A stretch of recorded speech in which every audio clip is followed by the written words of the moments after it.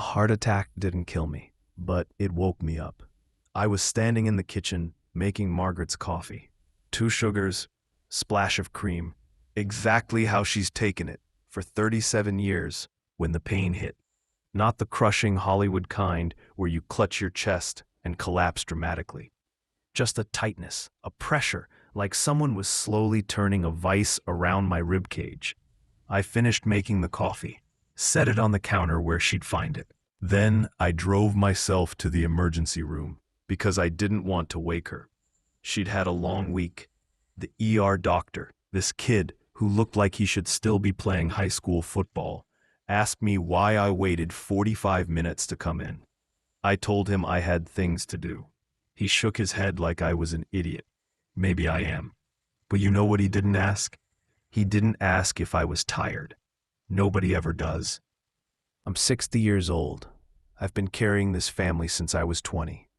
40 years of weight on my shoulders. 40 years of being the steady one, the reliable one, the one who fixes everything and complains about nothing. 40 years of being strong. And in all that time, not one single person has looked at me and asked the simplest question. Are you okay? Are you tired? Do you need to rest? Not Margaret, not my kids, not my parents before they died, not my siblings, my friends, my colleagues, nobody. And I'm not looking for pity here. I'm not some victim writing a sob story for sympathy. I'm just stating a fact that I think needs stating, because I don't think I'm alone in this. I think there are thousands of men my age, maybe millions, carrying their families in silence, burning out so slowly they don't even realize they're turning to ash. Men who keep showing up, keep providing, keep solving, keep enduring, until one day their heart sends them a message. Hey, remember me? I'm still here, and I can't do this much longer. So I'm writing this down. Not as therapy. I don't believe in therapy, though maybe that's part of the problem. I'm writing this because I need to say it out loud, even if it's just to myself. I need to acknowledge the weight I've been carrying, because if I don't, I think it might actually kill me. Let me take you back to where it started. I was 20 years old, sophomore year of college, when I got the call. Dad had a stroke. Not a bad one, the doctor said, like there's a good kind. But bad enough that he couldn't work anymore. Bad enough that someone needed to take care of things. I dropped out of college. Not officially at first. I told myself it was just for a semester, just until things stabilized. But one semester became 2, became permanent. I got a job at Henderson Manufacturing, working the line, making decent money for a 20-year-old with no degree. I moved back home. I took care of Dad. I paid the bills. I became the man of the house, even though I still felt like a kid. My mom cried when I told her I wasn't going back to school. She said, "Walter, this isn't your responsibility. You should be living your life." But then she'd sigh and say, "I don't know what we'd do without you." So which was it? Was it not my responsibility, or were they lost without me? I never got a clear answer. I just knew that if I didn't step up, nobody else would. That was my first lesson in being a man. Your life isn't yours anymore. It belongs to whoever needs you. I was angry about it for a while. Angry at my sisters for disappearing. Angry at my dad for getting sick. Angry at the universe for handing me this weight when I should have been studying calculus and going to keg parties and figuring out who the hell I was supposed to be. But anger takes energy, and I needed all my energy just to survive. So I buried it. I put on my work boots, clocked in, clocked out, came home, took care of business. I became functional, reliable, strong. I became the guy everyone could count on. I met Margaret when I was 23. She was beautiful, still is, with this laugh that could light up a room and this way of looking at you like you were the only person in the world. We dated for a year, got married fast because that's what you did back then. I thought marriage would be different. I thought I'd finally have someone to share the burden with, someone to lean on when things got heavy. And Margaret is a good woman. I need to be clear about that. This isn't about blaming her. She works hard. She's a good mother. She's been by my side for 37 years. But here's the thing nobody tells you about marriage.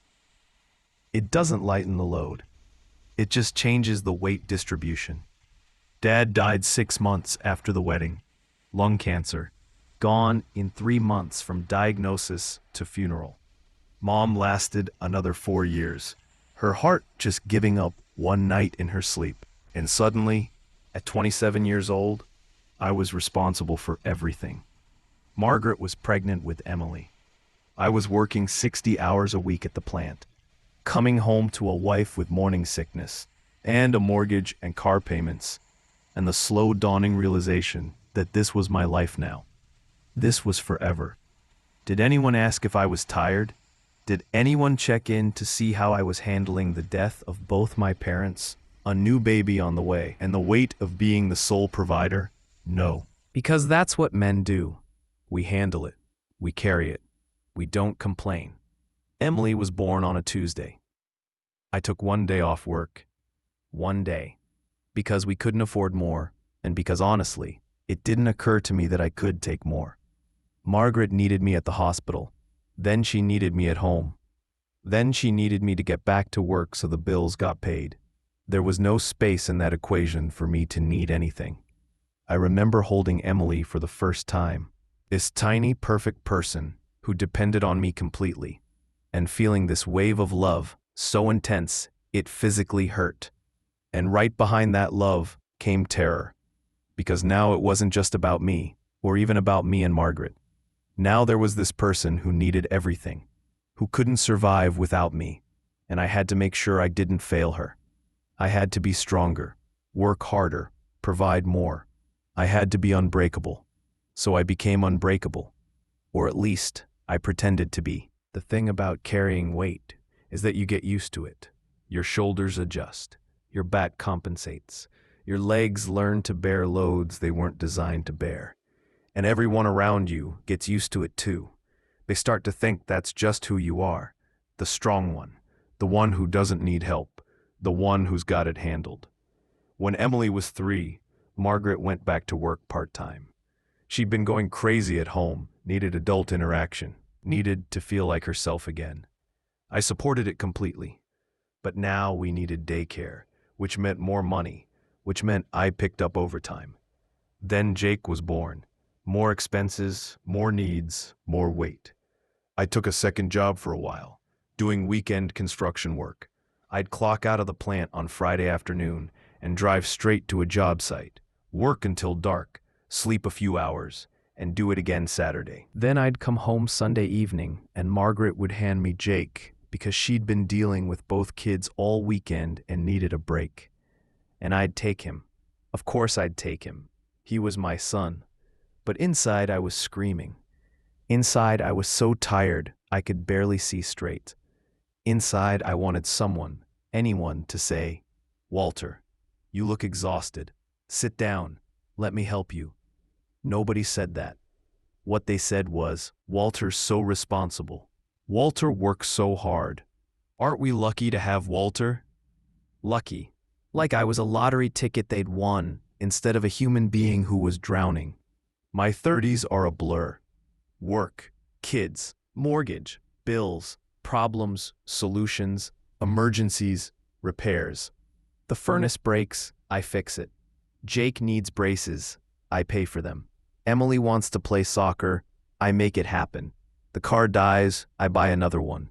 Margaret's mom gets sick, I drive her to appointments while Margaret's at work. There's always something, always another weight to add to the pile. And I handled it. Every single thing I handled it. Because that's what I do. That's who I am. But here's what nobody tells you about being the person who handles everything. You become invisible. Not literally, obviously, but invisible in the way that matters.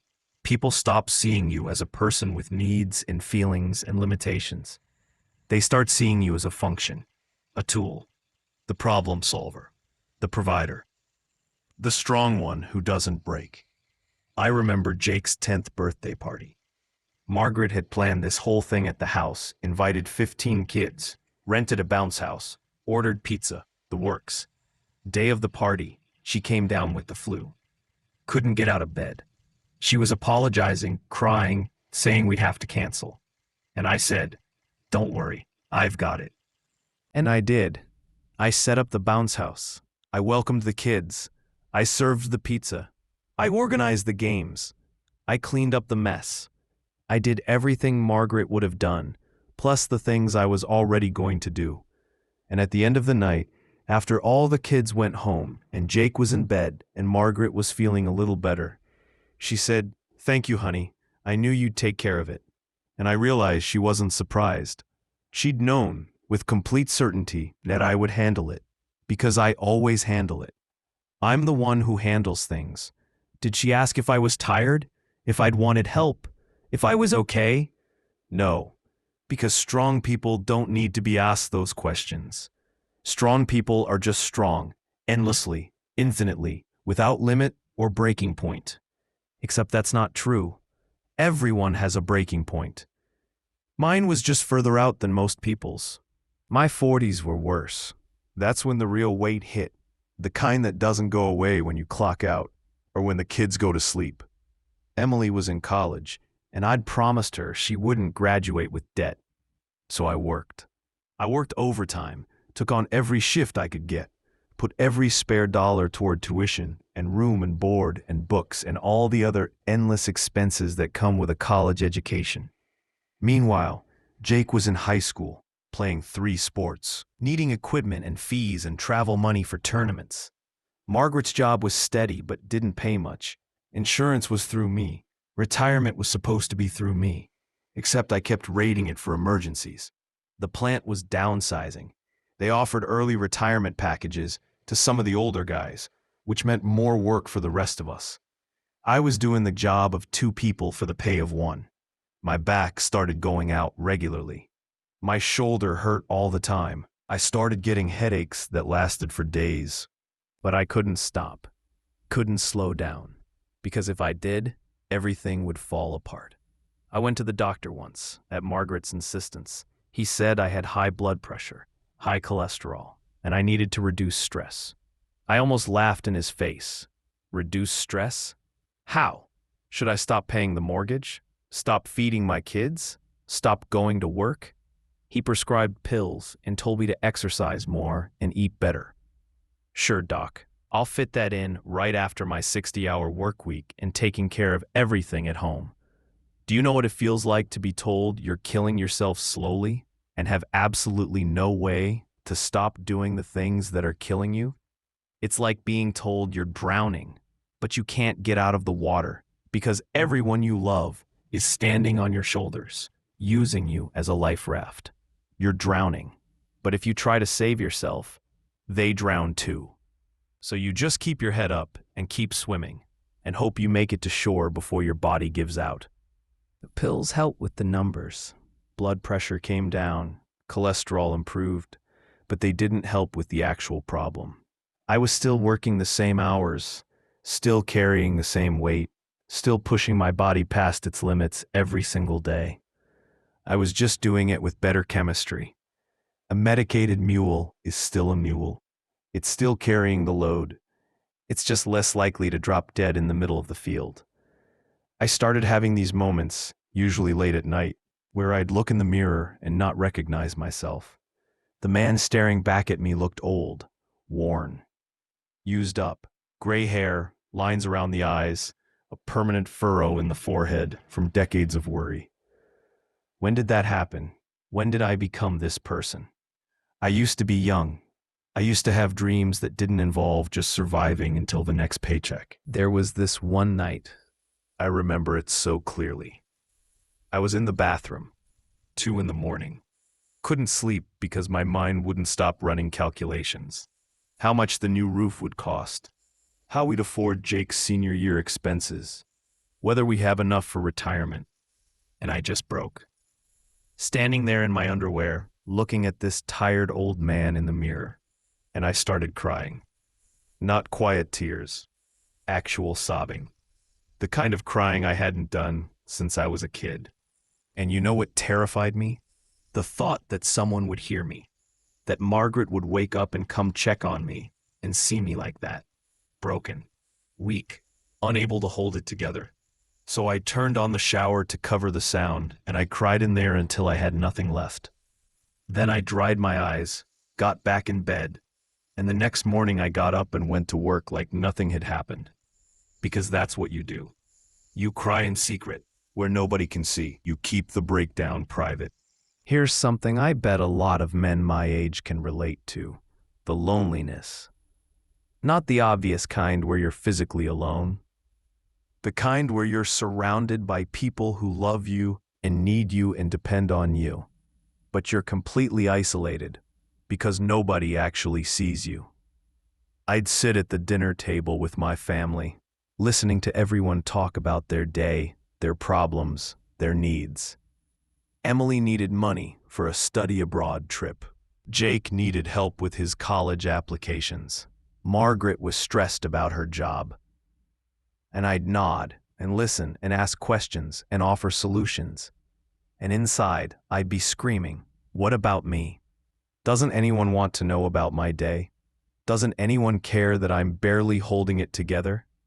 But I didn't say that, because saying that would make me weak. Saying that would burden them with my problems, and they already had enough problems. My job was to solve problems, not create them. Not create them. I had friends, sort of. Guys from work, guys I'd known since high school. But we didn't talk about real things. We talked about sports and cars and work, and maybe we'd complain about our wives in that joking way men do. But we never talked about how we actually felt. Never admitted that we were tired or scared or overwhelmed. That would be breaking the code. Real men don't talk about feelings. Real men just deal with it.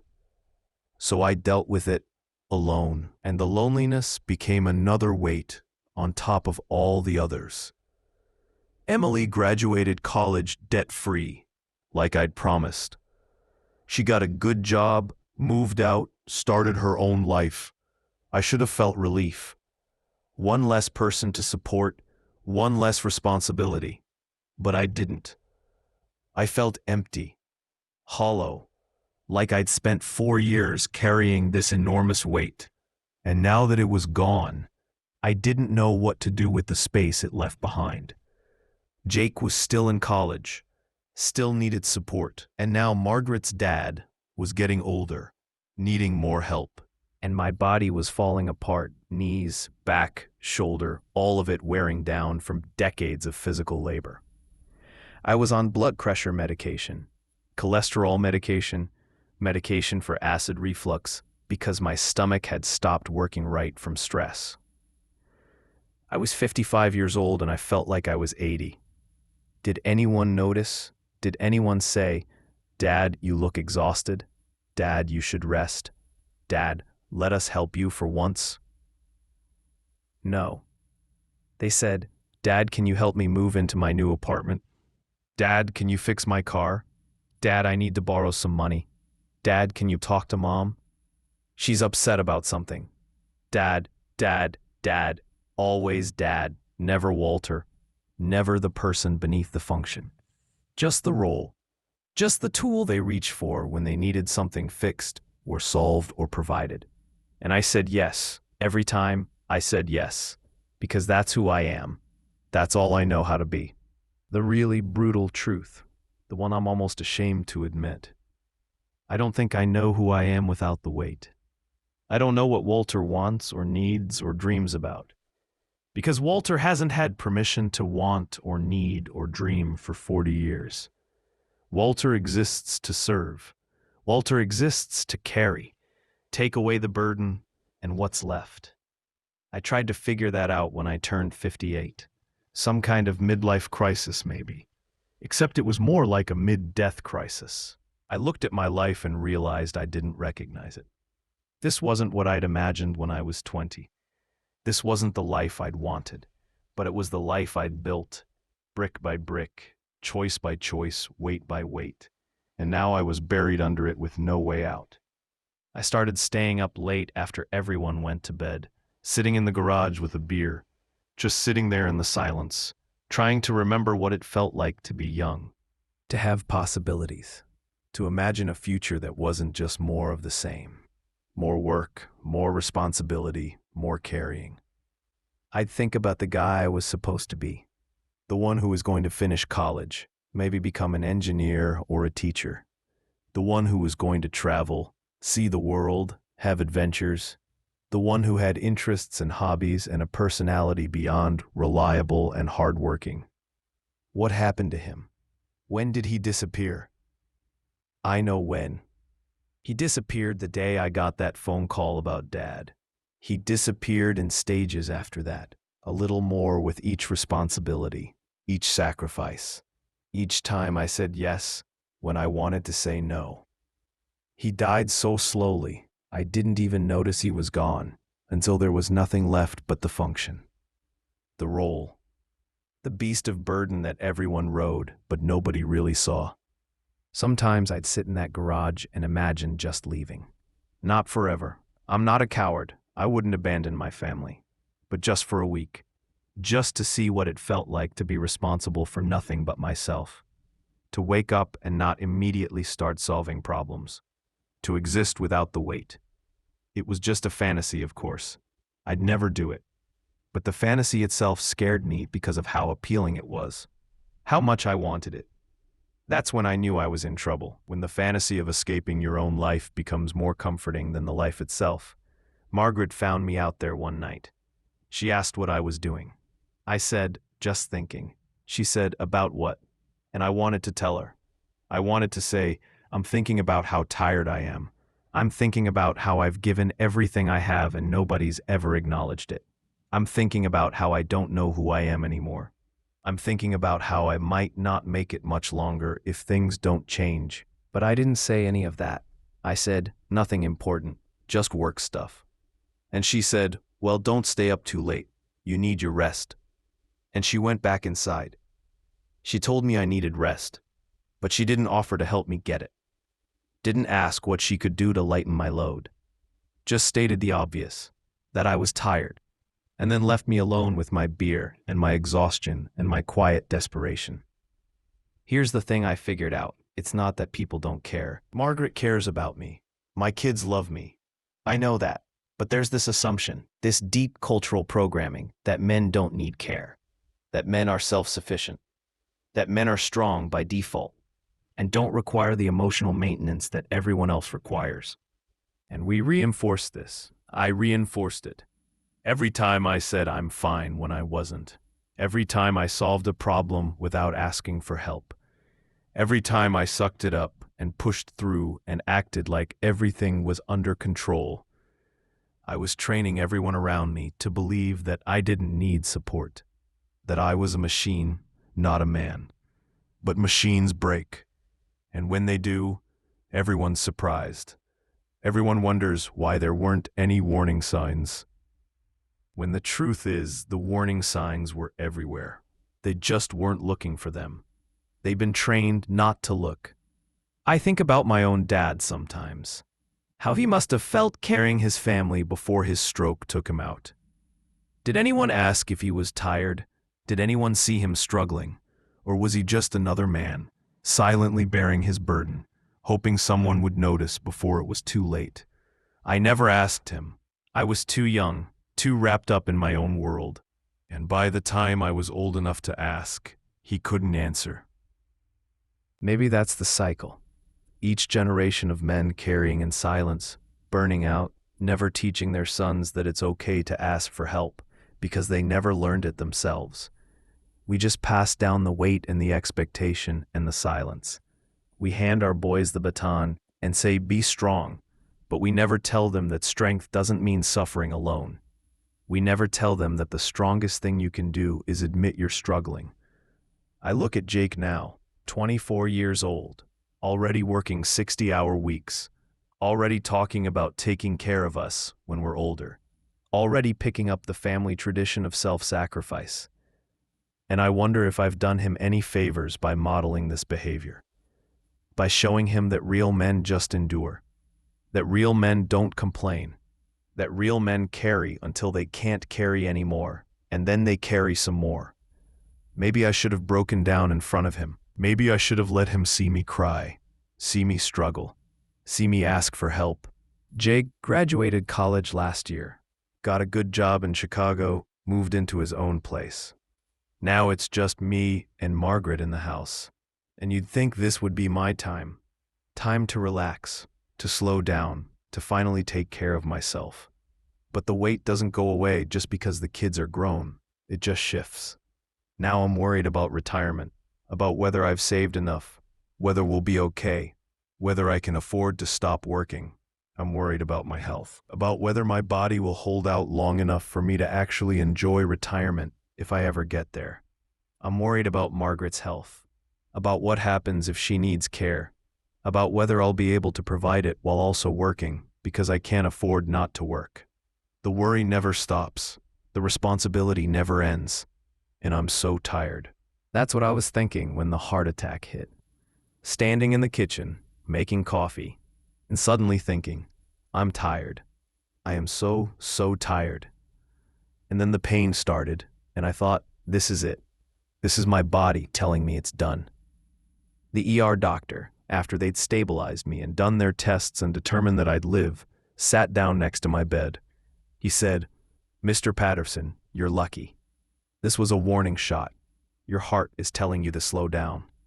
You need to reduce stress, change your lifestyle, take better care of yourself. And I said, sure, doc, I'll get right on that. He caught the sarcasm. He said, I'm serious. If you don't make changes, the next one could kill you. And I said, what changes? Tell me specifically what I should stop doing. Should I stop going to work? Stop taking care of my house? Stop being available for my family? Which responsibility should I just drop? He didn't have an answer. Just gave me the prescriptions and the pamphlets and the advice that everyone gives, but nobody actually knows how to implement. Margaret came to pick me up. She'd been at work when it happened. The hospital had called her. She was upset, scared, crying. She said, Walter, you should have called me. You should have woken me up. Why didn't you tell me something was wrong? And I wanted to say, because I've been telling you something was wrong for 40 years and you haven't heard me. But I didn't. I said I didn't want to worry you. On the drive home, she held my hand. She said, we need to make some changes. You need to take better care of yourself. I can't lose you. I can't lose you. Not I love you or I see how hard this has been. Or I'm sorry I haven't been paying attention. Just I can't lose you. Because losing me would mean she'd have to carry some of the weight herself. I'm being unfair. I know I'm being unfair. Margaret would be devastated if I died. She loves me. My kids love me. They'd all be heartbroken. But here's the thing. You can love someone and still take them for granted. You can love someone and still not see them. You can love someone and still assume they're indestructible because you need them to be indestructible. I think that's what's happened to men of my generation. We became so good at being strong, so reliable at carrying the weight, that everyone forgot we were human, including us. I've been home from the hospital for 3 weeks now. I'm supposed to be resting, but there's too much to do. The deck needs staining. The gutters need cleaning. Margaret's car is making a weird noise. Emily called asking for advice about buying a house. Jake needs me to co-sign a loan. The bills keep coming. Life keeps happening. And I keep carrying it because I don't know how to stop. Because if I stop, who will do it? Because this is who I am and I don't know how to be anyone else. But I'm writing this down because I need to acknowledge it. I need to say out loud, even if it's just to myself, I'm tired. I've been carrying this family for 40 years, and I'm tired. And not one person, not one single person in all that time has asked me if I was tired, has given me permission to be tired, has told me it was okay to put the weight down for even a moment. And that hurts. More than the heart attack, more than the physical pain. It hurts to realize that you can give everything, sacrifice everything, carry everyone, and still be invisible, still be taken for granted, still be expected to just keep going because that's what you do. I don't know what happens next. I don't know if I can change. I don't know if my family can change. I don't know if this is just how it is, and I need to accept it and keep going until my body literally can't anymore. But I needed to write this. I needed to tell this story because I think there are men out there reading this or listening to this, if someone's reading it aloud, who know exactly what I'm talking about. Men who've been carrying their families in silence, burning out slowly, wondering if anyone notices or cares. Men who are tired, but can't admit it because being tired means being weak. And they can't afford to be weak because too many people depend on them. To those men, I want to say this. It's okay to be tired. It's okay to admit you're struggling. It's okay to ask for help, even though every instinct in your body tells you not to. You are not a machine. You are not indestructible. You are a human being with limits. And reaching those limits doesn't make you a failure. I wish someone had told me that 40 years ago. I wish someone had given me permission to not be okay. I wish someone had asked if I was tired before my heart had to ask for me. Margaret just came downstairs. She asked what I was writing. I told her I was just thinking through some things. She kissed the top of my head and said, "Don't stay up too late. You need your rest." And for the first time in 40 years, I said, "Margaret, I need to talk to you. Really talk. About how I'm feeling. About how tired I am. About how I can't keep doing this the way I've been doing it." She stopped, looked at me, and I saw something in her eyes I hadn't seen in a long time. She actually saw me. Not Dad, not the provider, not the strong one. Me, Walter. The person under all the weight. She said, "Okay, let's talk." And we did. We talked for 3 hours. I told her everything I've written here. She listened. She cried. She apologized for not seeing it sooner.